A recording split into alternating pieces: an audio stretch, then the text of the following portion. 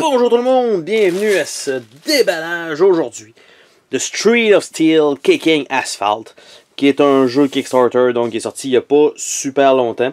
J'avais reçu deux boîtes, donc il y avait deux niveaux. Il y avait Level 1, qui est celui-ci. Il y avait Level 2, qui est l'autre boîte, qu'on verra plus tard.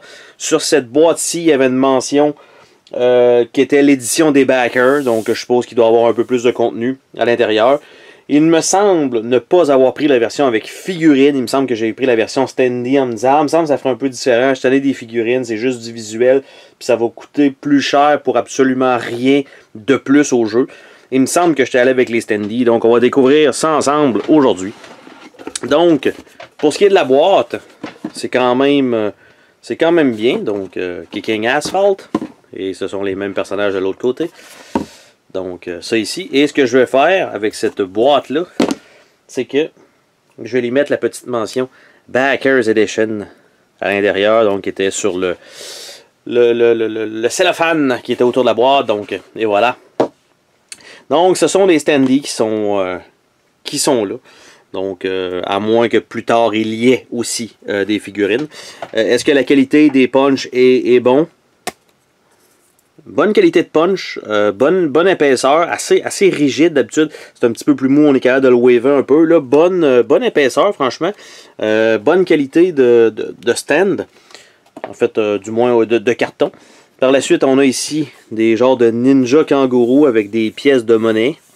Avec des petits symboles ici et des caisses. Ça s'enlève encore une fois assez bien. Par la suite, nous avons ça ici, donc les compteurs de vie, fort probablement. Bring this sweet token to a Wild Power Game Convention, et on reçoit 5% si on amène ce jeton-là pour notre prochain achat, évidemment lors d'une convention. Mais évidemment, il faudrait qu'il y en aille, parce que c'est un petit peu ordinaire s'il n'y en a pas. Et ici, ça semble être le jeton premier joueur, donc qui a été modifié, parce qu'initialement, c'était juste un petit jeton de merde, mais là, ils ont eu de la place sur le punch, donc ils ont redesigné un jeton comme ça. Le livre d'instructions, donc un peu bizarre comme format, hein, quand on voit la boîte. Donc on a, c'est un petit papier gloss, super intéressant. Donc ici par contre, là, on tombe dans du texte, ok, quelques images un peu. Parfait. Les événements. On a voyons, un sample, bref, un aperçu du gameplay, donc avec un cas concret, donc, et une mini-fac à la fin. Donc c'est bien. Franchement, ils nous indiquent évidemment leur autre jeu et les figurines en tant que telles. Chose que je ne voulais pas nécessairement avoir parce que, comme j'ai dit, je m'attendais à avoir en fait le jeu avec des standees. Je trouve que c'est plus intéressant visuellement, surtout pour du pixel art. Tout le reste en pixel art, là, tu te ramasses avec des belles figurines. Donc j'en ai quand même une ici qui est fournie. Je ne sais pas si c'est un personnage Kickstarter supplémentaire. Je pense que oui. Donc est-ce qu'il est sur le standee, celui-ci? Parce que si on regarde rapidement, oui, il est ici. Donc c'est ce personnage-ci. Parce que quand on regarde les autres personnages, on a celui-ci qui est clairement un Agar. On a lui qui est clairement Axel. On a ce personnage-ci qui est un mix de Skate et Blaze. Et en fait, c'est plus ce personnage-là, Blaze. Ça, c'est plus Skate dans Street of Rage. Donc, en fait, c'est la figurine qui aurait été fournie si j'avais eu un bundle figurine. Et là, ici, ça semble être des plateaux de joueurs. En fait, c'est des plateaux. Oh, ok, c'est les plateaux de jeu qui sont insérés ici. Donc, dans un petit insert, il y en a quand même un certain nombre. Donc, en fait, c'est la rue. Donc, que je peux les tourner un par un comme ça. Donc ce sont les zones de jeu tout simplement. Là on a des cartons jaunes avec du waste. Est-ce qu'on va avoir des cartons rouges éventuellement ou c'est juste des jaunes? Et un carton rouge bien sûr. Et ça se termine ici avec ces cartons là. Donc quand même un certain nombre qui est fourni. Par la suite, nous avons là à avoir les personnages. Donc Telekinetic Kid, et quand il est mort, Telekinetic Kid Move It, donc avec un petit baladeur cassette, donc avec une coupe d'icônes, évidemment ça va être à voir comment ça se joue, mais encore une fois c'est quand même une bonne qualité de carton qui est fourni. On a le Average Joe, Donc lui aussi, je suppose, de l'autre côté d'avoir ça. Average Joe, I tried. Quand même assez comique. Donc ça, c'est bien qu'il ait pensé à mettre ça et non pas juste la même image de l'autre côté. On a Kiki. Kiki. Et voilà, avec le son. On a un Punk. Ça, c'est les ennemis. Donc, présentement, j'ai le Telekinetic Kid, ça semble être un personnage supplémentaire. Ces deux-là, ça semble être des personnages qui sont déjà inclus. Puis là, on saute dans les ennemis. Et l'autre côté, en fait, c'est juste Street of Steel, bien sûr. Donc, on a des Punk. On a des Kill Guru.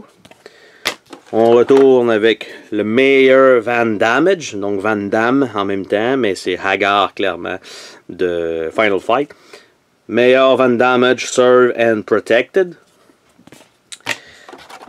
Candy Connor, avec évidemment une super slush. Et on voit la pierre tombale. Live Fast, Die Young, bien sûr. On a Firebug, qui est fort probablement un boss. Donc on doit probablement mélanger tout ça et sortir un boss. Et on a Boss Muty, donc un genre de monstre dégueu comme ça. Nous avons ici quelques dés qui ont l'air d'être imprimés malheureusement, exactement. Donc ce sont des dés imprimés. Donc ça va être de voir à la longue la solidité de ces dés-là. Donc ici les symboles sont quand même très petits, très conservateurs, malgré qu'il y a un double, c'est pour ça. Fallait que ça rentre dans le symbole. Ici ça semble être une botte. Donc 3 couleurs de dés possibles. Donc un pour le mouvement, un pour les points et un probablement pour les dégâts ou quelque chose comme ça. Donc ce sont la petite quantité de dés qui est fournie. On a un paquet de stands bien sûr pour les personnages et tout ça. Donc ça c'est là. Et nous avons 2 sets de cartes. Donc probablement les cartes Kickstarter et le deck de cartes normal. Avec tout ça, on a quand même un insert qui a l'air d'être intéressant. Je ne sais pas si toutes les cartes vont rentrer. Sinon, ben, facilement, ils vont pouvoir aller de ce côté-là et mettre les standees de l'autre côté. Du moins, j'aime mieux avoir la version standee, comme j'ai dit, plutôt que d'avoir la version figurine. Comme vous avez pu voir, thématiquement parlant, c'est mieux d'avoir, je crois, les standees. Et est-ce qu'on a une surprise? Est-ce que nous avons une surprise? Surprise? Non. Aucune surprise. Et le côté de la boîte, ben là, ça nous indique d'aller voir est-ce que vous avez regardé l'autre, le Russian Scare. Donc, même chose de l'autre côté. Parfait. Donc, je vais remettre ça ici, à l'intérieur de la boîte. S'il vous plaît. S'il vous plaît. Ça a rentré serré, mais ça a rentré. Donc, ça comme ça. On va regarder les petites cartes bonus, vu qu'ils sont dans un petit emballage particulier à part. Donc, je me doute que ce soit. Donc, les petites cartes Kickstarter supplémentaires, comme le personnage. Donc, on a un Prototype Overboard et on look. Je ne sais pas si on va bien voir, mais c'est or, en fait, le texte. Il y a un petit effet dessus. Donc, couteau de survie. Eternity Gauntlet, qui vient clairement pas de Thanos. Et un sac au shuriken, donc un sac de shuriken. Et là, par contre, les cartes sont de faible qualité. Clairement. Le texte est franchement très cool. Par contre, la qualité, je trouve qu'il manque de poids un petit peu sur la carte. C'est un peu mou. Pour ça, malgré tout, les images c'est quand même très bien, mais la qualité elle-même de l'image et pas la qualité de l'image, la qualité de la carte, du moins le carton qui est utilisé, mais malheureusement pas exceptionnel. Donc on va regarder le set de cartes, ça a l'air de quoi? On a un paquet de chiffres ici de 010101 qui ont l'air d'être des sections d'événements qui vont affecter les tuiles sur lesquelles on joue. Par la suite, on a un paquet d'objets. Donc, même chose.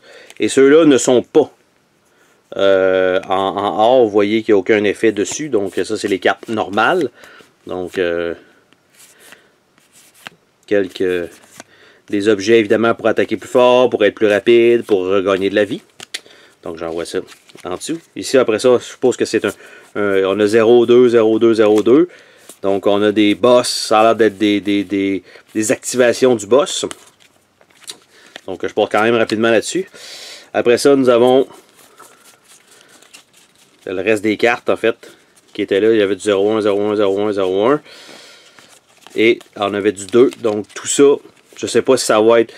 Je crois que c'est le deck d'intelligence artificielle en fait qui va être là. Donc on a ici Firebug, je sais pas si c'est un mini-boss, ce qui est fort probable, parce que l'autre était en fait dans les maps grises. Donc ça fait le tour en fait de ce petit deck. Très basique. En fait, ici, c'est juste de l'iconographie. On a les images sur les cartes objets. Il n'y en a pas des masses non plus. Ça va être évidemment à ajouter dans ces cartes objets-là de base. Donc, ceci, c'est fait.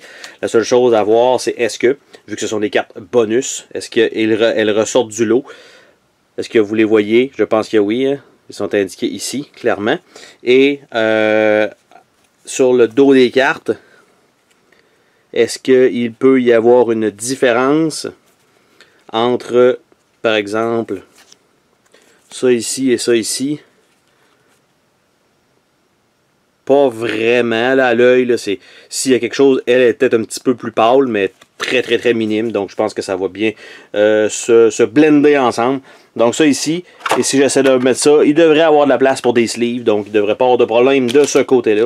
Donc, les dés, le standee, la figurine ne servira strictement à rien parce que je vais avoir un standee pour ce personnage-là à la place.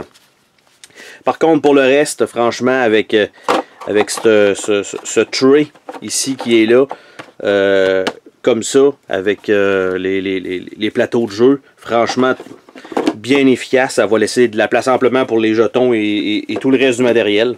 Donc, très bonne facture quand même comme jeu surprenant parce que c'est pas nécessairement, ils n'ont pas fait 40 000 jeux là, Wild Power Games, donc bien étonné. Je sais pas si le gameplay va être aussi intéressant que le matériel lui-même, mais visuellement, on s'entend qu'il y a une petite patte graphique bien à lui.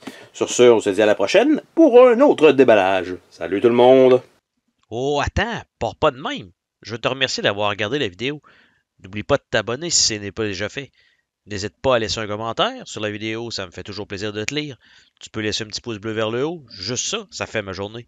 Je t'invite également à visiter mes autres chaînes et à visiter mon Patreon. Merci pour ton soutien.